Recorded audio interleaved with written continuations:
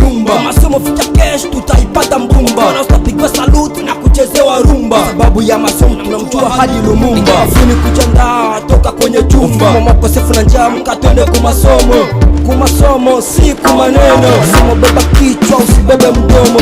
Kumasomo si kumabaa, masomo fata elimu sio kufuata raha. Wewe mwanafunzi vile unavyotikisa hadi ticha unamtisha, ile uniform vile ulivyosonesha, si wenzenu unatutombosha. Twende kumasomo na sio kutomboshana, si wenzenu atuyazoea bwana.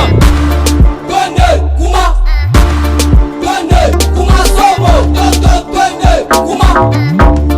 twende kumasomo, twende kuma, twende kumasomo, twende kuma, twende kumasomo. Acha ubishi dogo, acha ubishi dada, fara kafanya buti twende kumasomo. Masomo inaunganisha, masomo inaridhisha, masomo inachikuta tena inafurahisha. Ubishi sana sana ni wa sisi kuwafuata na sisi wanafunzi kweli wa hizi siku. Mwalimu akisha kupiga unazatia vurugu, na ndio maana kila siku pendi hata kusoma. Na sisi wanafunzi wa leo, mzazi akikupa pesa yake unazibeba kubasheri. Achana navyo, achana na vile.